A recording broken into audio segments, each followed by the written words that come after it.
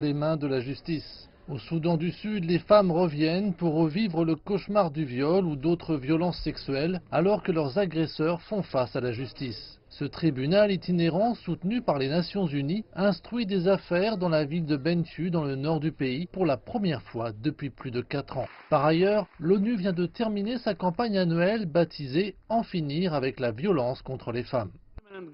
La violence à l'égard des femmes et des filles doit cesser dès maintenant et nous avons tous un rôle à jouer. Mais au cours des 2 semaines consacrées aux violences sexuelles à l'ONU, plus de 150 femmes et enfants se sont manifestés au Soudan du Sud. Ils ont raconté que des viols massifs avaient eu lieu sur une période de 12 jours.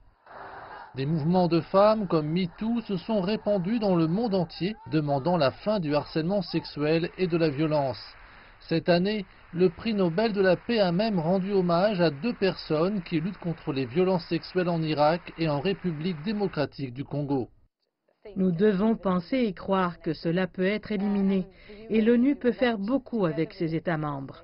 Et bien que globalement la question fondamentale de la protection des droits des femmes reste la même, les pays en conflit ont souvent du mal à y faire face.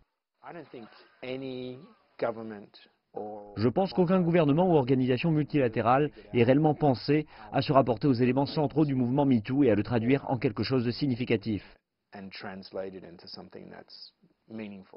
Et en termes d'égalité des sexes, l'ONU donne l'exemple. Cette année, l'organisation a atteint la parité homme-femme au sein de son équipe de direction et de ses responsables à la tête des équipes de pays. Mais dans beaucoup de ces endroits, les lois vont à l'encontre de ces objectifs, des droits fonciers discriminatoires aux lois sur le mariage des enfants et les mutilations génitales féminines.